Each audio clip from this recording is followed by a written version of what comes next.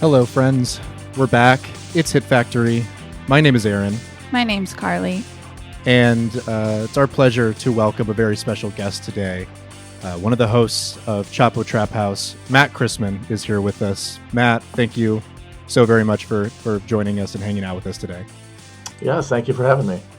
And today we are talking about a movie that you recommended to us, Matt. It's Michael Ritchie's 1992 film Diggstown with James Woods, Bruce Dern, Louis Gossett Jr., the works. And before we get too far, I am interested, why Diggstown? What does Diggstown mean to you? What's its relevance in your world? I just saw it at an impressionable age. We all have those movies that that hit you at the right time and in the right place and are just very memorable.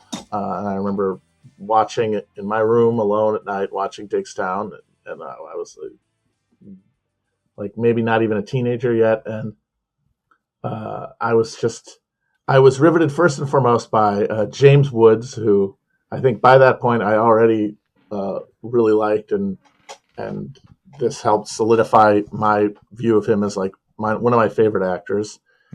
And I love a good con artist movie, and then it has the little twist at the end. I remember just laughing my ass off. I just felt I was like, "Oh my god, I can't believe they did that. That's so cool!" Laughing, and then I just carried that around. Like, it's a good movie. That Diggstown.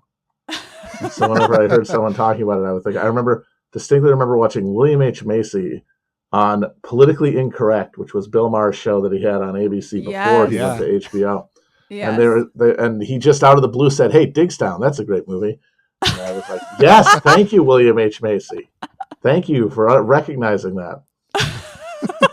He's very primed to believe that too, with his work as a stable member of David Mamet's cohort too. So he knows quite a bit about the con artist. That's true. Yeah. Yeah, this film it's an interesting film tonally. It does have that con man grifter kind of quality to it, but at its heart too, it's also a sports movie. It's centered around a boxing match, or several boxing matches, 10 of them in 24 hours, in fact. And its setting is distinct as well. It's got kind of this sweaty Southern Gothic kind of quality to all of it. It's a very damp movie. Oh, incredibly damp. And that was part of a greater trend. The films of the early to mid 90s were noted for their wetness. Yes. That's true. We don't see nearly enough of that No, everybody dried off. We're just a crispy husk at this point. It's wild. Like, I saw this movie, Reminiscence. I don't know if you guys saw that. It was an Amazon movie with Hugh Jackman.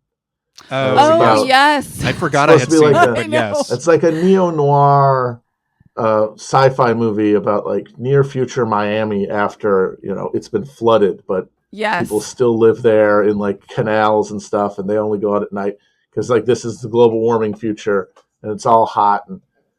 But people were wearing like jackets. No one really was sweating at all.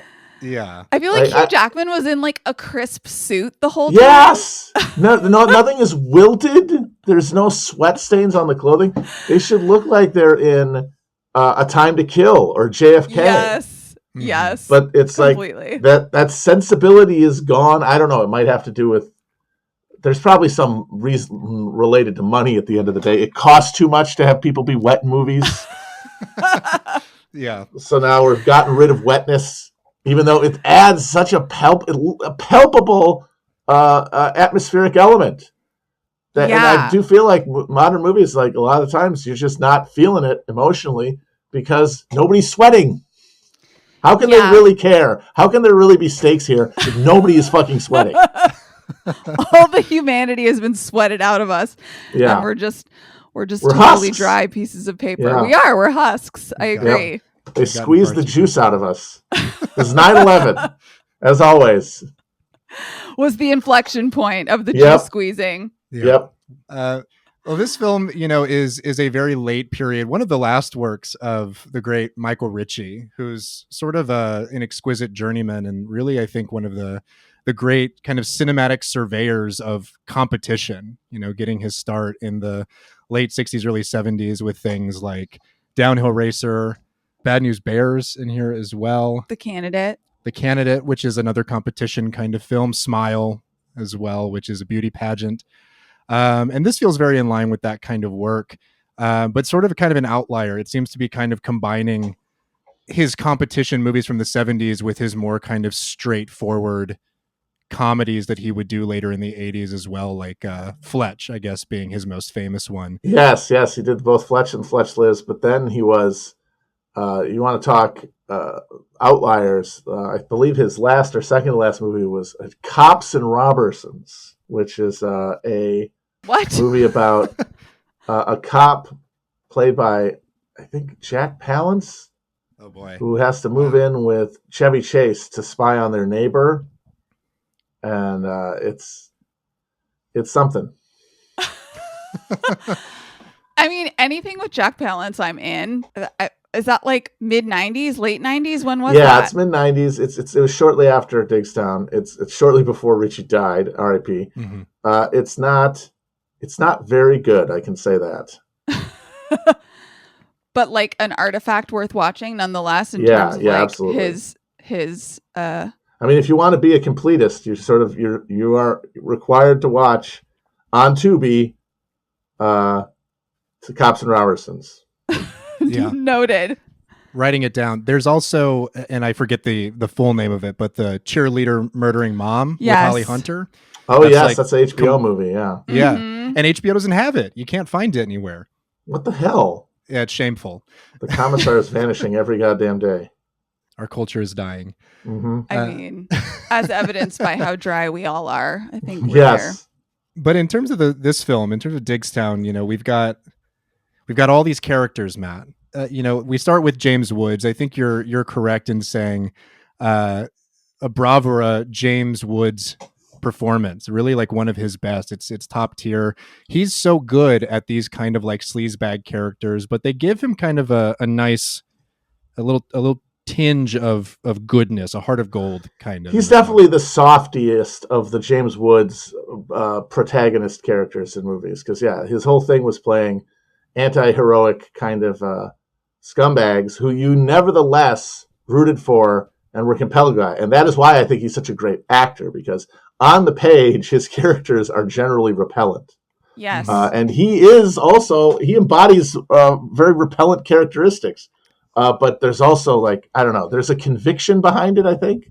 Like he's the emotion feels so real that you recognize him as like a real person, and you're willing to extend benefit of the doubt to like his motivations. And in this one, I mean, this is a more studio-y comedy, so they sand off most of the real terrifying James Woods edges, but he's still able to be a loudmouth smart aleck who's constantly just trying to rip people off.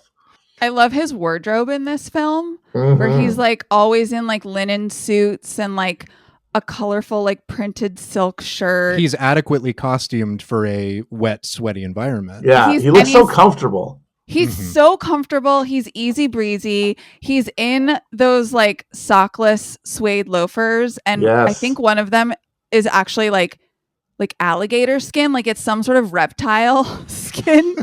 I was just fascinated by his wardrobe. They only make one remark about, but this is evidence of the fact that we're like at least acknowledging perspiration in this film. Like they made one remark about his socklessness when he's like bandaging his foot at one point, presumably because he's been like walking around Georgia like in these suede loafers, sockless. We don't see that kind of thing in movies very often. He's soaking his feet and like bandaging his heels because he's obviously got blisters from these loafers. It. That is how you cinematically explain and depict grind set.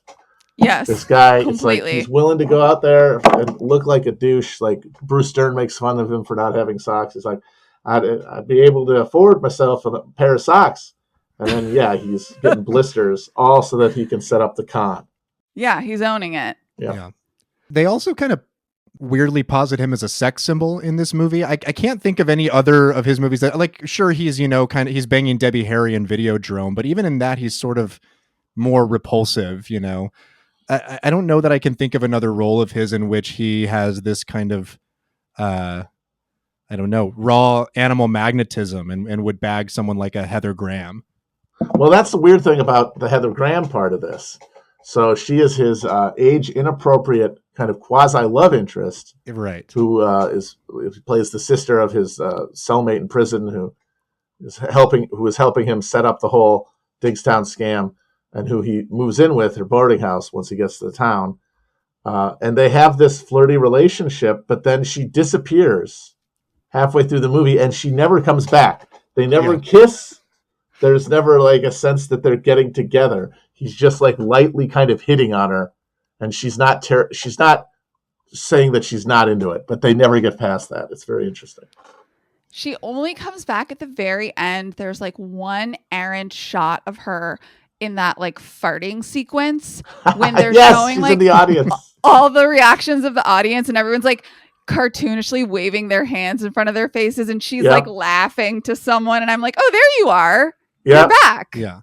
That was it. She showed up, she watched the guy shit his pants, and then she went home. She bounced. It's like, I'm out. I don't need to see who wins this thing.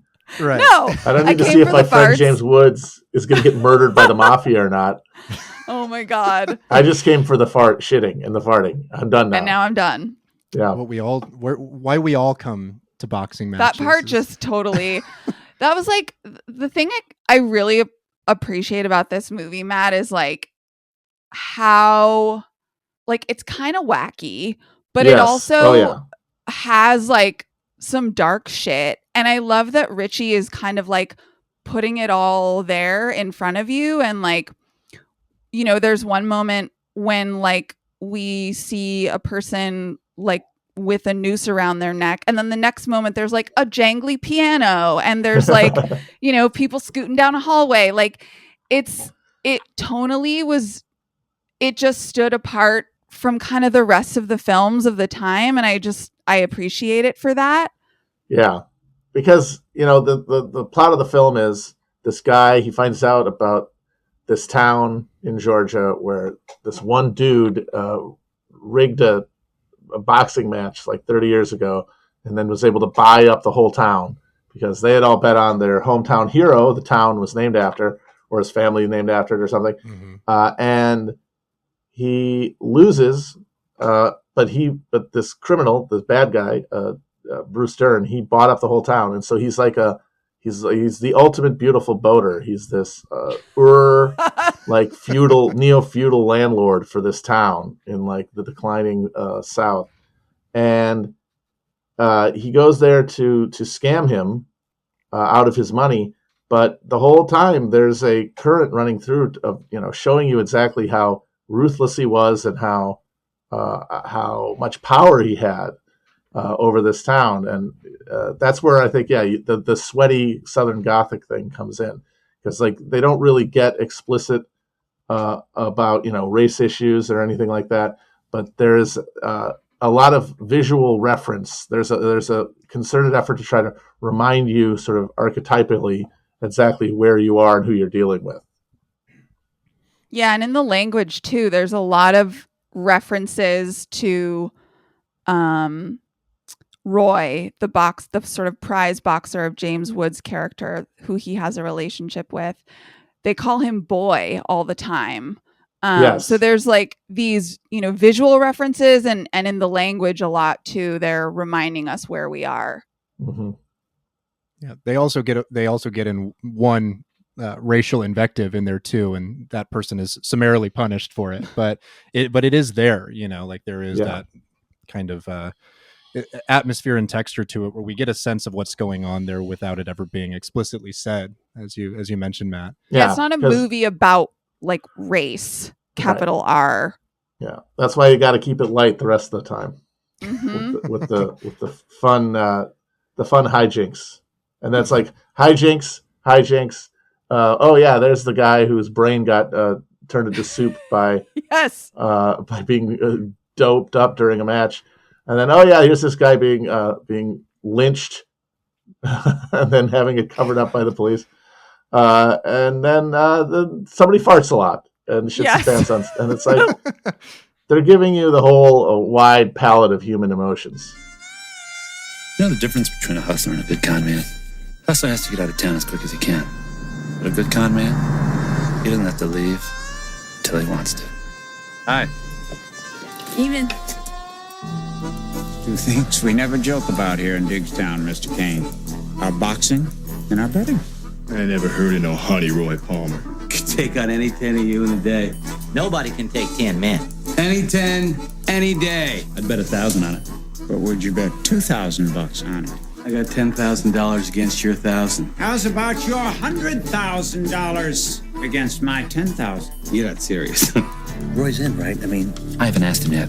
I know you're here to try and pitch me on something, but I'm off the con, man. I'm out. Complete. Forever. Huh? All right. What do you mean, all right? I mean, if you're not interested, you're not interested. Pick me up at 8. How old is this boy? 48. 10 men in 24 hours? He ain't gonna last 10 seconds. Now, you fighters, you do exactly what I say, you make $1,000. Emily, I need your help. The kind of information that can get you killed. Dear Lord, give us the strength to tear this man from limb to limb.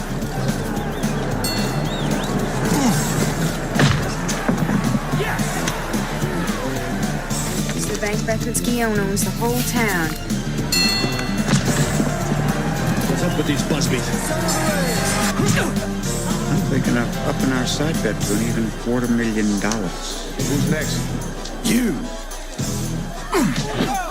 Ouch. Getting old on me? Go 15 rounds. You're wheezing like an old goat. I don't know what's worse. Fighting to him or listening to your mouth. Hey! You want to bet? Let's bet. $1.5 million, or I forfeit and you can kill me right now. Come on, boy, get up. It ain't over with yet. Okay, look. He's bigger than you are. He's tougher. He's faster. He's younger than you are. He hasn't fought 22 rounds today, but you remember this. You are black. What the hell is that supposed to mean? I don't know. I mean, I'm trying to inspire you. You know, it's a roots kind of thing. He seems awful mad. Did you tell him he was black?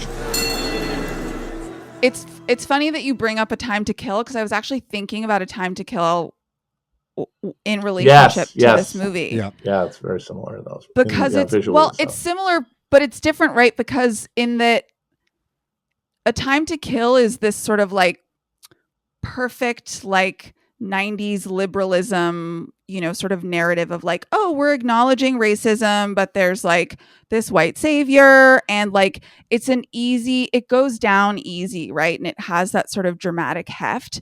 And I like that Richie is like much more garish about it, and he's also sort of like, as you said, like he's throwing in the slapstick right next to a literal lynching.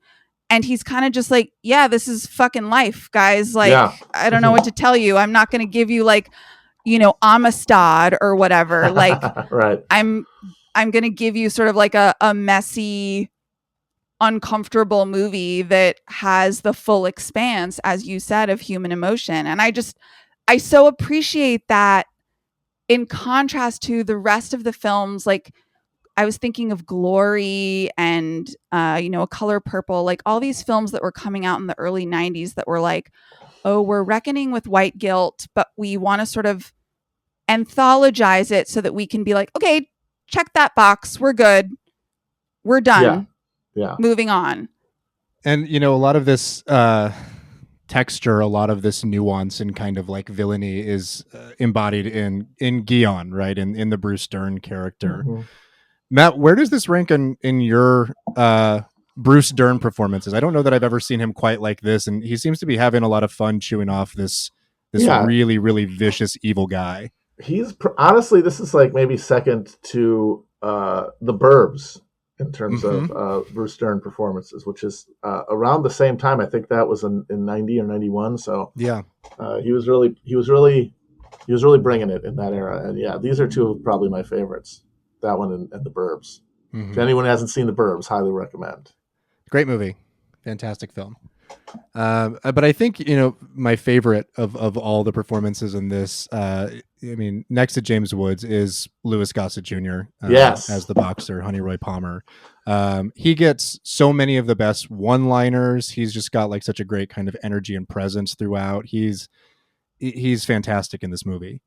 Yeah, he's so good that it helps you forget the premise here, which is that the con that James Woods and Oliver Platt and Louis Gossett Jr. are running on this town is that they bet that their boxer, who is Louis Gossett Jr., who is like had been an actual professional boxer, can fight and defeat 10 men from the town within 24 hours. Mm-hmm. And they, of course, are doing, shenanigans behind the scenes to ensure that he wins, like bribing guys that they could bribe, giving guys X-Lax so they shit their pants in the ring, getting any advantage they can. But it still involves them having this guy have to fight, 10 rounds of boxing in 24 hours. And he is an old man. Yes. Yeah. I mean, he looks old as shit in this movie. When you first see him, yes. When they first introduce him, he's like teaching kids at a gym, and he's got the full sides, the full wraparound, like Ed Harris balding pattern, and just looks ancient. And he does not look that much younger in the boxing scenes. Right. And like, there's a scene towards the end of where he's got to fight like the one boxer who had ever defeated him back when he'd been a professional, and he looked like, he could have been in a ring right now, this big yoked dude, and then he just looks like he's pummeling a senior citizen. But then, of course, he's able to, spoiler alert, summon the final reserves and knock him out. It would all be more absurd if he wasn't so convincing in it. He is so good. And I loved the way that he sort of balances James Woods' characters. What is his name? Gabriel Kane. Gabriel Kane. That's a very early 90s character name right there. Yeah. It really is. I really appreciated the way that that Honey Roy Palmer, that Roy, balances Gabe Kane's sort of like, he's a smooth talker and he's a smart aleck and all of that stuff. And I don't want to say that Roy has more pathos, because I think they both do in their own way. But Roy is just like one of those characters that feels real. Like he felt like a real human being instead of, sort of a cartoon or like a mythic man. Like I appreciated that he was like kind of old and has exactly. like his grudges, Mm-hmm. Yeah, it's vulnerability, but also that same like sense of like reality makes his determination, which you have to sell to get him to realistically beat these guys. Yes, that makes it actually come across. Yeah, I mean, they give him a very archetypal, like, underdog sports movie story, and he comes in kind of downtrodden, a little bit out of his prime. He goes and meets George Macomb Diggs, who's now essentially a vegetable because he was given amyl nitrate in his nasal spray by Bruce Dern's character. So he has this sense of, what he's up against and what he's facing in terms of this viciousness. And then throughout every single kind of step through those rounds, all the way up to when the other boxer is killed and they make it look like a suicide and it's covered up by the police. They just keep injecting him with one more little like reserve of emotional power and chutzpah to like get through all of it. Mm-hmm. Yeah. At every moment, he's like, you can see the thing that is actually pushing him beyond what would otherwise be a physical limitation. Yeah. Right.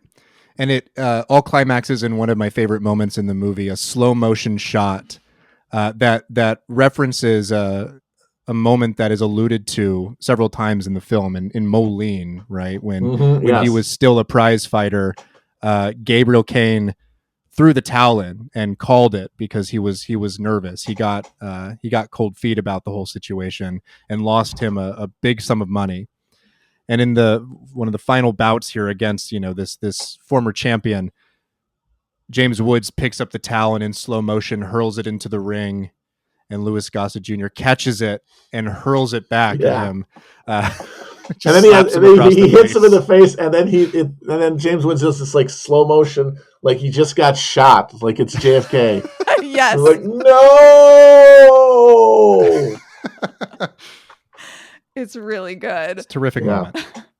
That and the thumbs down. Oh yes, that's what got me as a kid. I was Right. like crying laughing at that. That was the funniest, the cleverest thing I'd ever seen in my life. Yes. Well, we'll spoil it right up front here. That is the conclusion to all of this is James Woods' character has fixed the final fight. He has one of his fighters who's an inmate at the prison he's been released from. He's been in cahoots with him the entire time. He gives a little whistle, he adjusts his tie, and he gives a thumbs down, mimicking a move that Bruce Dern did earlier in the film. Yeah, to one of the guys that dive. he ran. Yeah, and it's amazing because like it's great visual storytelling because the beginning of the movie you see the same guy just beating the shit out of James Woods' cellmate, and he just sees like this terrifying boxing guy, and then he shows up with the warden who vowed to kill him, and they're like, oh man, this guy's, and they like he lists off some stuff to Honey Ray. It's like pain is a voodoo thing for him. I remember him. That's how it's yes. Like he gets off on it. He loves it. It's like, this is actually fun for me. And then you're like, oh my God. And then they start the fight. And then, he does the tie thing, and then he thumbs down, and then he just falls over and lets Honey Roy knock him out. And it's like, there's no dialogue to explain why that works. It's just, oh yeah, they were in prison together. He probably is, in connection with him. He knows him more than this idiot who brought him in thinking he was going to be the ringer. Yeah, and also the thing that's great about good con movies, which is like between con men, there's always a better one, right? Who's like able to anticipate the moves of their antagonist.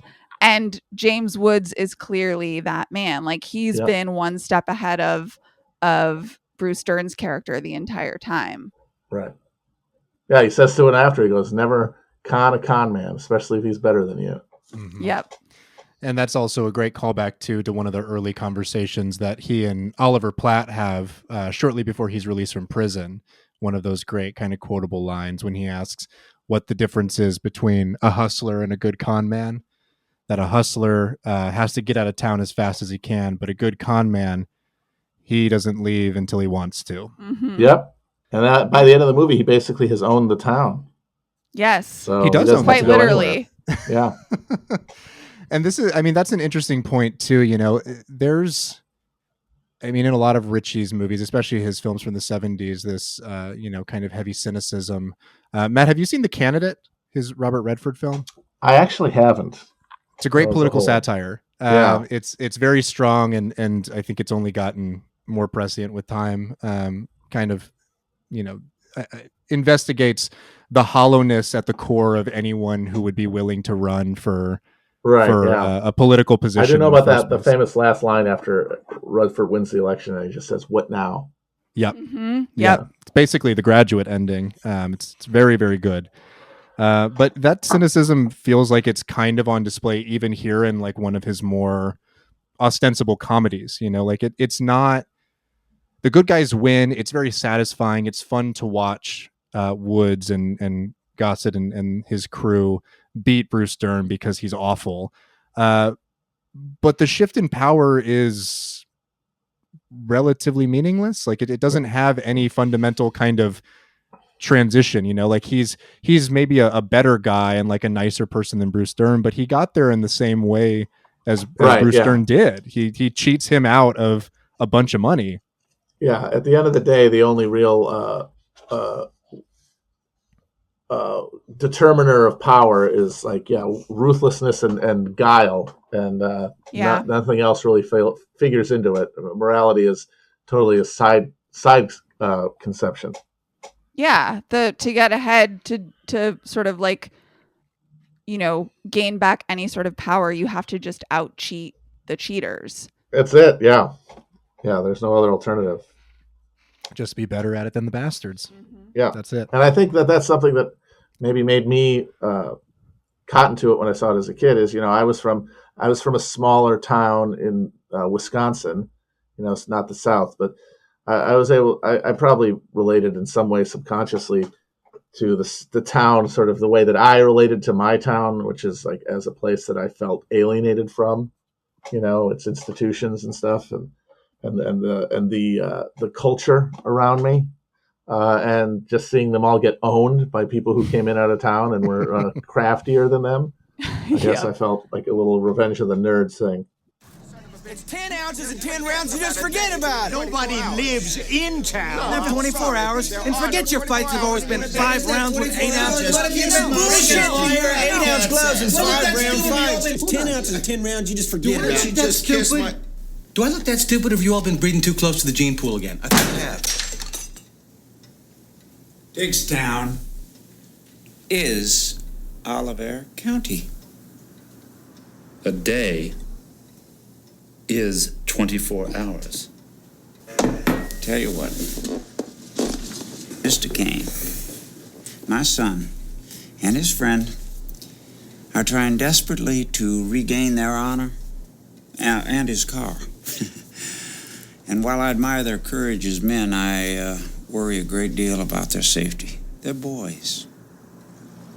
Let them wear the headgear. Just those two. And you can have your 24-hour day. But Diggstown is in Oliver County. And any man residing in the county is a Diggstown man.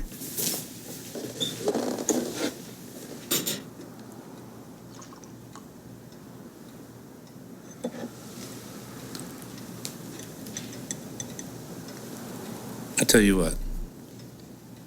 Any man residing inside the county line today and can prove it is a Diggstown man. Why, Mr. Kane, you certainly don't think that I'd stoop to bringing in a ringer, do you?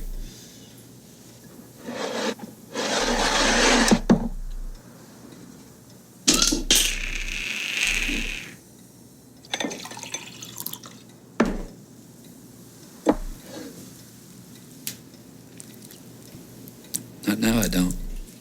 I really enjoy those early moments with Oliver Platt's character when he's hustling the guys at the bar at the Cards and soggiest Pool. of all the boys. He is. Oh man, he is the West Oliver one. Platt, like he just stepped out of a lake in every scene. Literally soaking wet. Well, and part of the plot is that he has taken some pills that will prevent him from getting drunk, so he can pretend to be intoxicated and hustle these guys out of some money, out of their cars, etc. And yeah, he's definitely showing it. Like he's so very soggy, and tripping all over himself and playfully kind of, talking shit to these guys. But I love these moments at the beginning where it's all set up, and when you're first watching it, you think maybe it's a much smaller sort of orchestrated event here, maybe just them trying to hustle to get some good cash, but you see it as part of the bigger picture later on. Yeah, I part of me does think it would have been cool if it had not become a sports movie halfway through. Mm-hmm. But that has its, like, the funniest parts for me all come from that. Like the guy shitting his pants, can't beat that. But it certainly could have. They definitely could have made it into just a classic con movie because they had the setup scenes are really fun, and yeah, Oliver Platt is great, just playing drunk, very good. Yes, exactly. Yeah, we already mentioned it, but the romance with Heather Graham and James Woods kind of gets cut off at the heels halfway through. I suspect, Matt, that this was a longer movie with more of that romance element to it at some point, because the middle act gets a little bit jumbled. It jumps around quite a bit. It gets her kind of involved necessarily to pull Bruce Dern's bank records, but we don't see her again, and she doesn't really factor in elsewhere. I'm wondering she if just it drops out of the movie.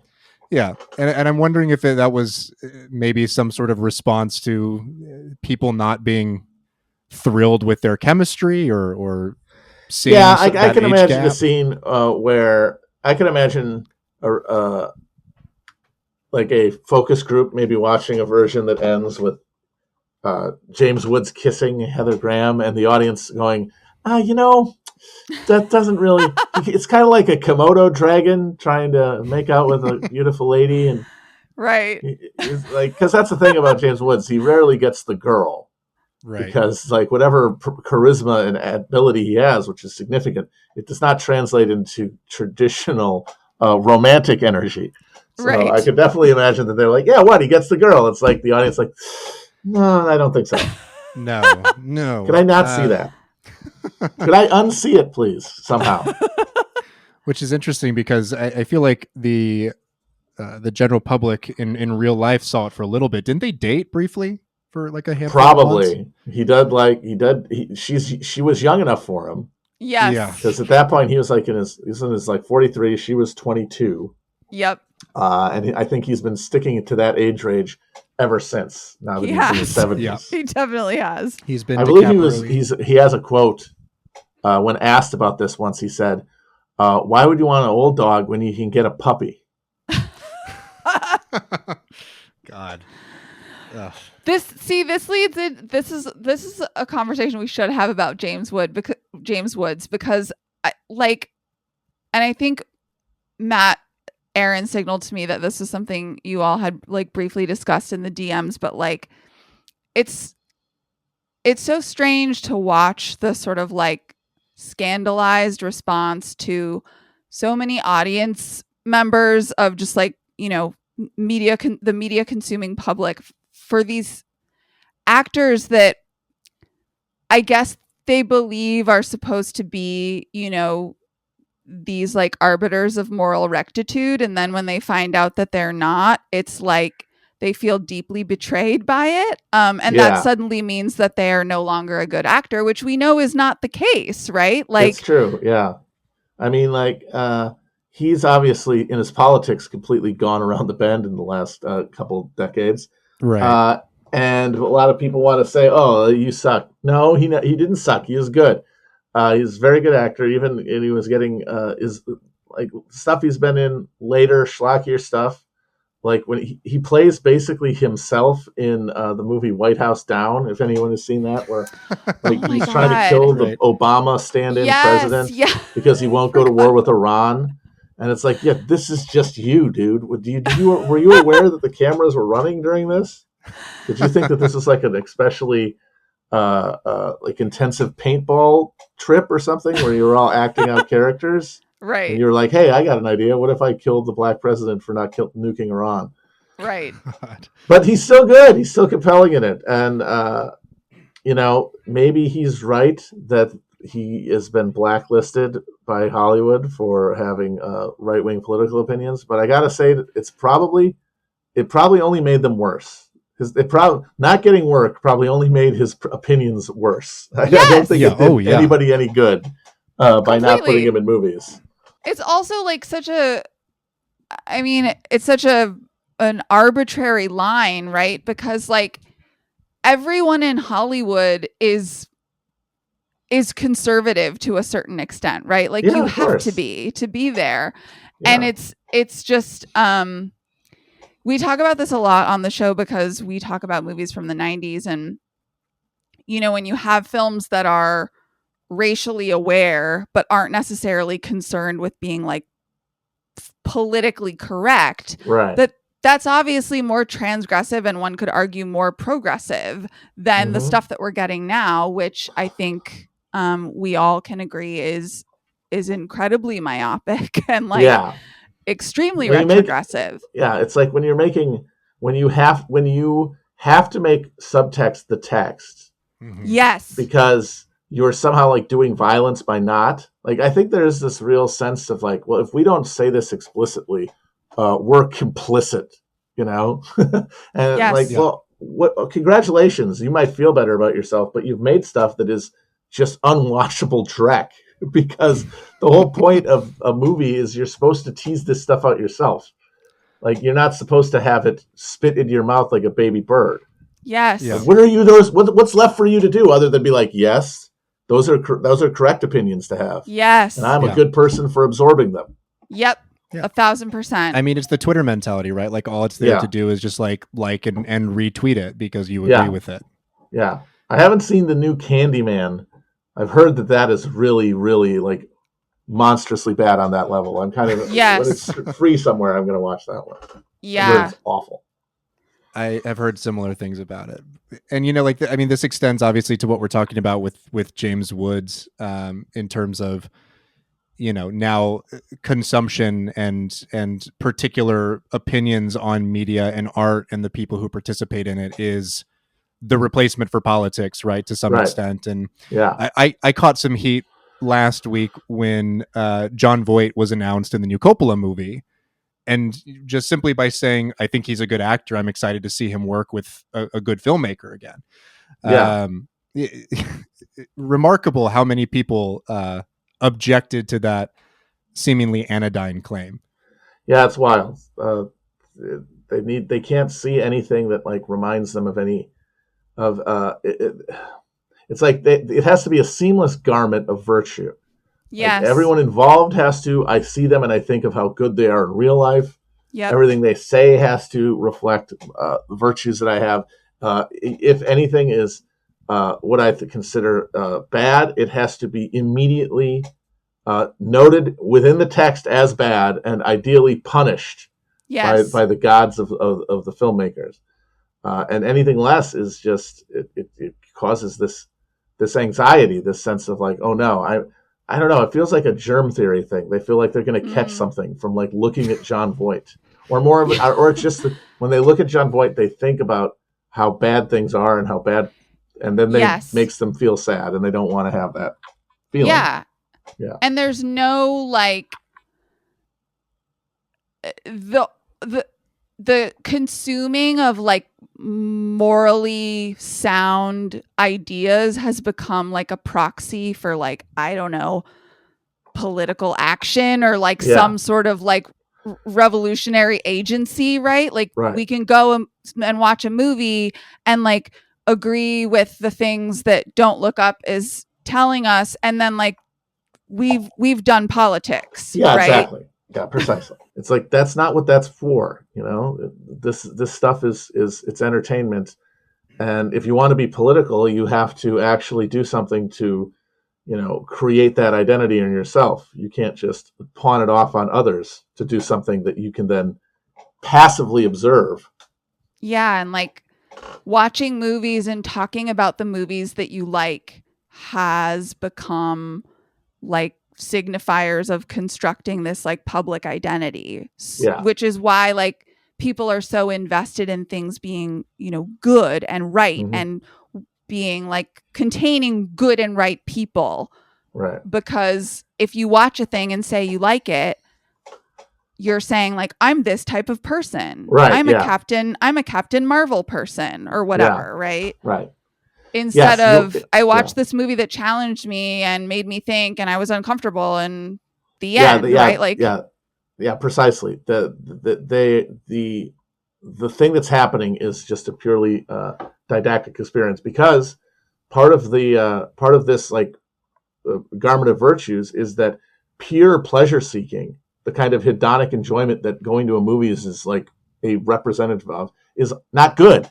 It's immoral to do that. When things are so bad, just watching a movie to have a good time is immoral. It's wasteful. Yes. Yeah. And so it has to be nutrient rich. It has to have the good values. And, you can try to convince yourself. And I think a lot of people do think at some level this way, that like, well, it's not just about me telling everyone I'm a good person by having absorbed this thing. It's that, there's a propaganda war going out there, and like these good values being embodied in this way is doing the work of like, changing minds. But in reality, it can't be doing that, because it's in order to be as blatant as is necessary for these people to accept it. It has to alienate anybody who is there to enjoy something aesthetically, which means that your hypothetical up for grabs, unpoliticized person is not going to watch that and get converted to your cause. They're going to be probably bored and annoyed and insulted. Yep. And then, of course, there's the people who hate this stuff on principle, who you're not going to get to, because their entire performance of consumption is based on watching stuff that you hate and hating the stuff you like. Yep. Yeah.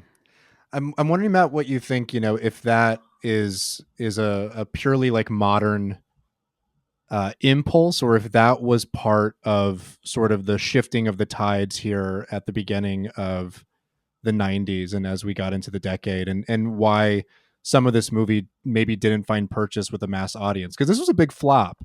And it bombed. I remember James Woods complained about it a lot. He said that, and he blamed the studio and specifically the ad campaign. I remember him ranting about how much he hated the poster. It was just a white background, and then it's just James Woods and Louis Goss just standing next to each other, and it says above them, I think it said something like "the hustle, the muscle, the scam." And James Woods is like, "What the fuck is this? It doesn't look like anything. This sucks." It looked like Blank Check or something. Yeah. It did have a very kind of cartoonish quality to it. I watched the trailer for this too ahead of the recording, and before I even watched the film, and I could not discern whatsoever what kind of movie it was going to be or what it was about at all. I got the sense that there's some boxing in it, and there's a lot of talk about hustlers and con artists, but the actual meat of the trailer reveals nothing whatsoever about what this could possibly be about. It was very confusing. Right, yeah. So for one reason or another, I mean, maybe because, James Woods' appeal is relatively limited. I mean, he probably didn't want to think that had anything to do with it, but, he doesn't have that many starring roles, and most of those are like lower budget genre movies. This was like, supposed to be a big 4-quadrant, comedy in the sports comedy in the style that was very popular at that time, and he just wasn't a terribly audience friendly choice maybe for performer. And the fact that it failed, like maybe he would have been our president instead of Donald Trump if Diggstown had been a huge success. Yep. It would have buoyed him into political power. Yeah. I'm curious if there's more to it than just that about this film being, if this was in the universe that this is a massive hit, because you mentioned this to me already, that you think that James Woods may have had the potential to go on to be a political figure. Right. Yeah. It's like there's another universe where it was John Wayne and not Ronald Reagan who became president out of like that reactionary turn. And, we could very well have had Trumpism with a Woodsian face if he had just not fallen off of the map as precipitously as he had. Because, Trump had The Apprentice. And around that same time, there was a network show that James Woods had called Shark. What? Shark. I didn't know that. Yeah, where he plays a shyster, where he plays a sleazy lawyer. Can you believe it? Can you believe he played a sleazy character? Wild. Who, going behind and cutting throats for his clients. I never watched an episode, but it didn't last long. We also have to remember, too, that James Woods played like literal Hades in Hercules. Yes, he did. Yeah, that's true.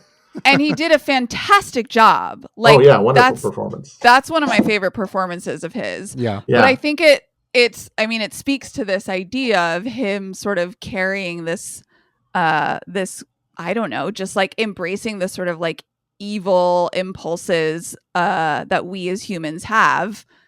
I also think that makes him, that's part of the reason he's like so fun to watch and so charismatic, and why he's like potentially more challenging to audiences, because he isn't like bad but hot, right? He's right. Like, yeah, exactly. Yeah. He's bad, but he's also like kind of ugly about it. Yeah. Yeah, it's not sugar coated. You just got to look at it. Yeah, he's kind of like a pockmarked kind of sleazy looking guy. Like he looks the part of the things that he plays. And yeah, I mean, maybe that was part of it in terms of, there's no mass appeal for someone who looks like him. Your two, really three, I guess, leading performers here are James Woods, Louis Gossett Jr., who's aging, Bruce Dern, who's an old man right now. Like, this is not you're not going to get the teens in with this one. No.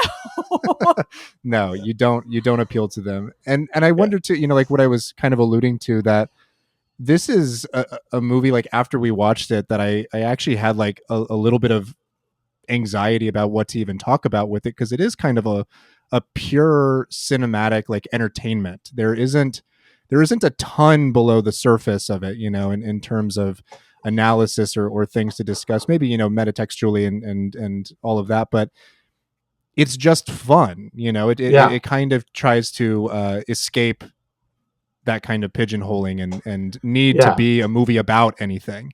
Yeah, that's the kind of for a lot of reasons, this is the kind of movie they don't make anymore, because it's filled with old people, and because it doesn't have a caloric intake, and most importantly, the thing you need if you don't have a social agenda that you can sell guilty studio execs with. Although who knows? I think that might be ending that era with like when you watch Netflix just wholeheartedly axing all of their woke programming before it's even they aborted the anti-racist baby.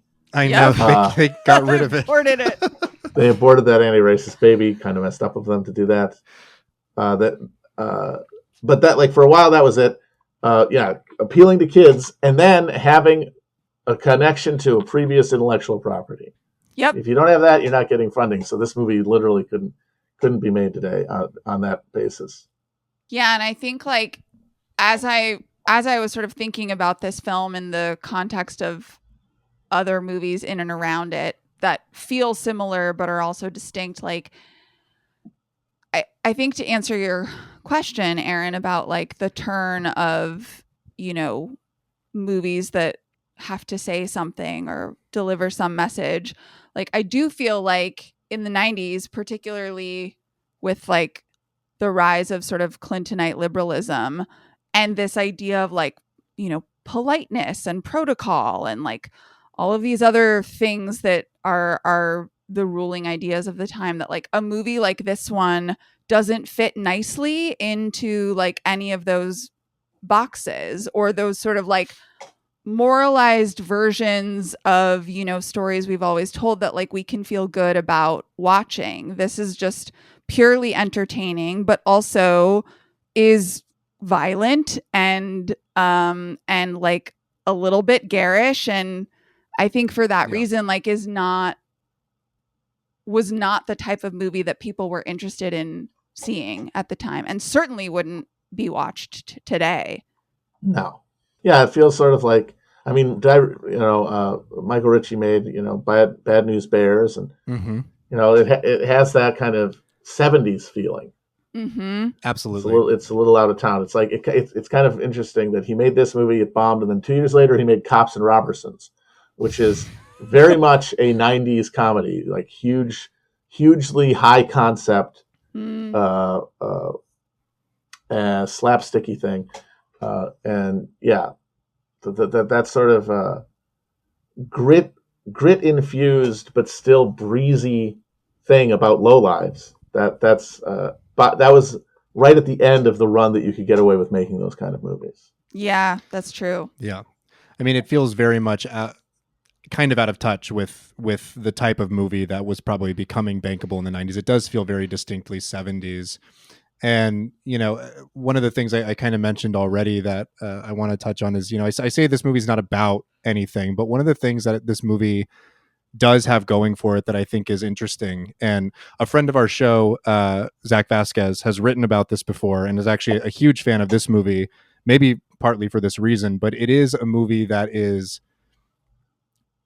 it's racially charged, it's racially aware, but it's not a message movie.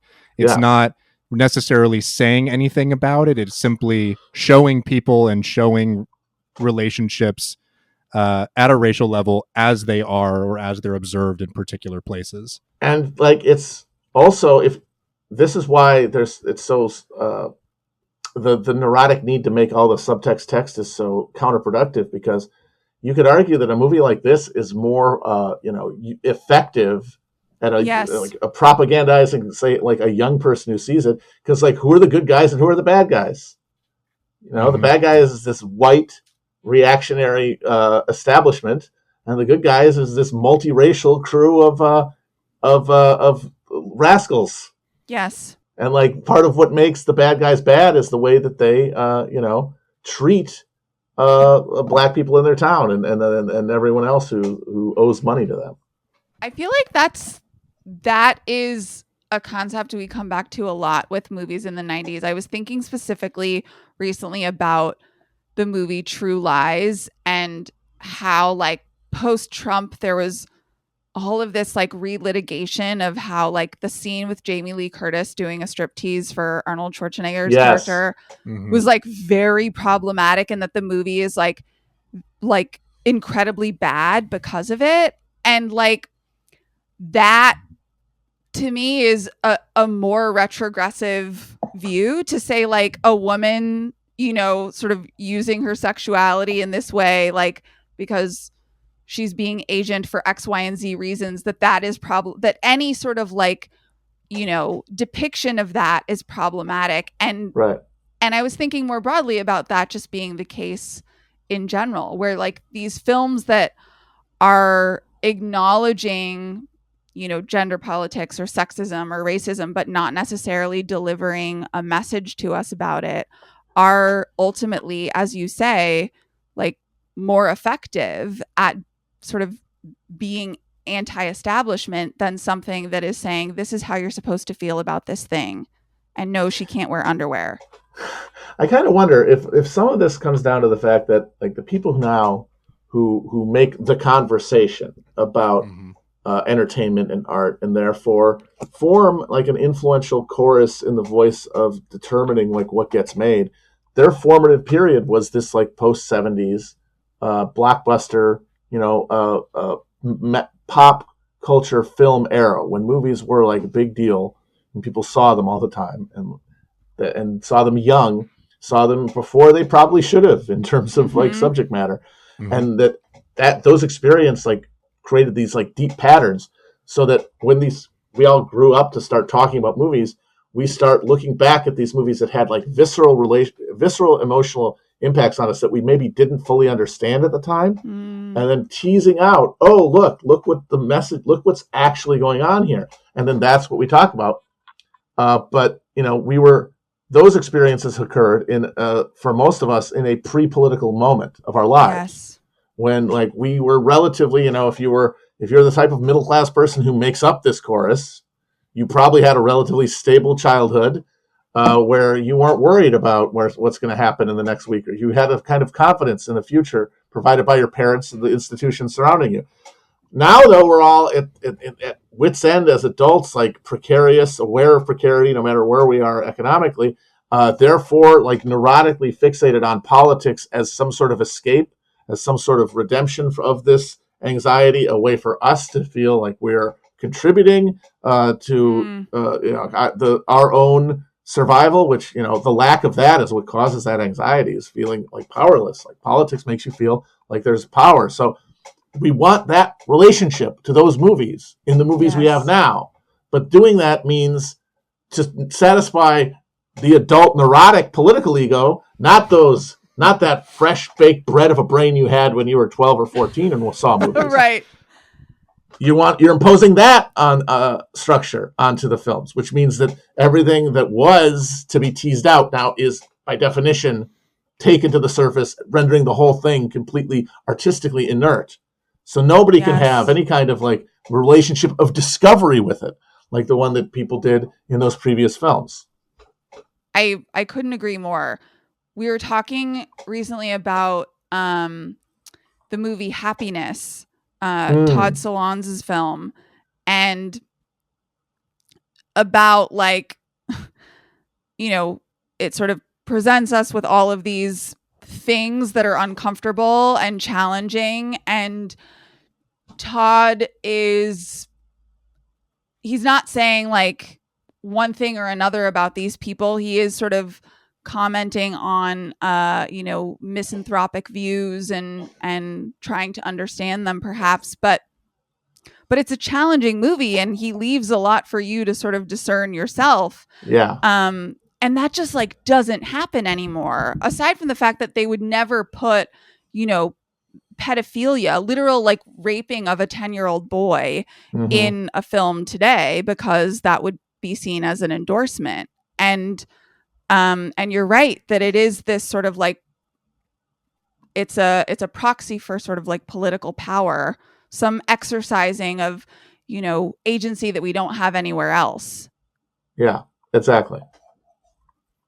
Yeah, it doesn't tell you how to feel about it, which is the challenging thing about it. And it's why I kind of shudder to think about this movie having some sort of like reevaluation or resurgence, some relitigating like a lot of these movies do. I don't know why that would happen. It seems like a movie that's primed to be avoided simply by James Woods' presence here and it just not being a particularly someone will pick it up and talk movie. about the like, nooses. That's going to happen at some point. I mean, and that's what it'll pull out is that imagery and like the fact that a black man is lynched in the movie. The closest this movie ever gets to like explaining itself or kind of figuring out what side of the fence it's on, like I mentioned earlier, like Jim Caviezel utters the N-word and then is punished for it. He gets his ass kicked. He gets a nice gut shot for it.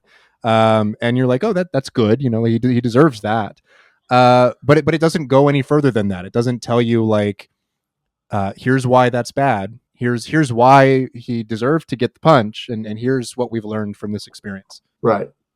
Yeah. And I think Richie's cynicism is evidence of the fact that like that, like moralizing, that like moral veneer, like he actually pokes fun at. Like I'm thinking specifically about the end of the film when Bruce Dern's character is confronted by the brother of the black boxer who he summarily lynched. Mm-hmm. And the comeuppance is that this brother punches him into a wall of popcorn. Yep. It's like totally cartoonish. He's like, I murdered your brother and lynched him. And the guy's like, doop. And he doesn't go to jail. There's not some reckoning with it. There's none whatsoever. He just gets his ass kicked. And I think Richie is like, yeah, like it's the movies, Yeah. Like, yeah, exactly. Like, oh, this guy's a real jerk. I want to see what's coming to him. Well, here it is. Boom. Satisfying. The end. Yeah. You can't get more just like visually, kinetically satisfying. Yes. A frail old asshole getting fucking decked. Yes. Into a wall of popcorn. I lost my shit when that happened. It's incredibly satisfying, and it's preceded by that terrific like one-liner from Louis Gossett, like all the ones he has in the movie, where he just says, "Brother, my hands hurt. Can you get this one for me?" Yeah. And all of this, there's one more moment that I really like, and I think kind of sells the larger ethos of this particular component of the movie, and it's James Woods' pep talk in the corner to Louis Gossett Jr. right before he goes out into the ring, and he says, he's stronger than you, he's faster than you, he's younger, he hasn't fought 22 rounds today, but you're black. And Louis Gossett Jr. says, what the fuck does that mean? What are you talking about? Yeah. And he's like, I don't know. I just thought it would motivate you. A roots thing, he says. It's a roots thing. A roots thing. But that's what Richie's doing for most of this movie. Yes. I think is like teeing up something that gives a moment of like import or gravity to a situation, and then just kind of just cuts it off, undercutting the hell out of it. Yeah, absolutely. I mean, it's an incredibly fun movie in that regard. And transgressive in that regard, right? Yeah, and like, it's poking fun at a lot of this. He's not doing the thing that Glory is doing, or that, other films about race or whatever we're doing.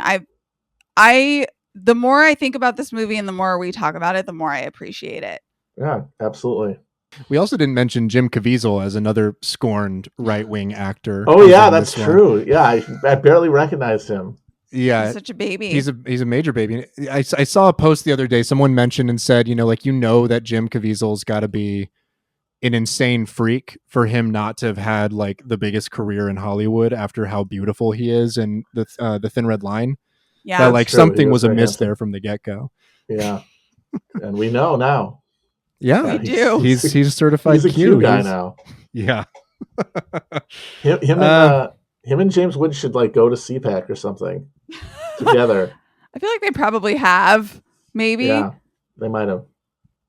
Matt, is there anything else that that you had that you observed about this movie, or anything else you wanted to I talk covered about most with of it? it. Yeah, like just it's watch it if you haven't seen it. Just glory in some great atmosphere, some incredibly wet people, uh, some career best turns by absolute war horses like Gossett and Woods and Oliver Platt, Bruce Stern. My God, nowadays you're lucky to see one of these people like doing absolutely thankless work as like a comic relief or an authority figure in a Marvel movie. Here they are, all they're zipping and zapping together.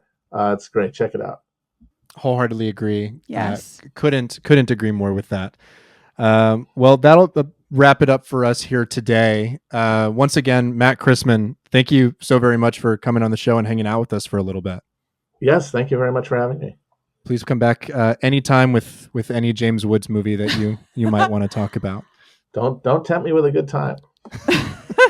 I'll start thinking. There's definitely more that I could pull up. Yeah, there's also Cops and Robertsons. So I'm 1000% watching that. I can't believe it exists. Well, with that, folks, we will leave you. As always, you can follow along with us at Hit Factory Pod. You can subscribe, patreon.com/hitfactorypod for bonus episodes. Shout out to our capitalist overlords. We call them Linda and Jesse K. And we'll catch you all the next time. Thanks, everyone.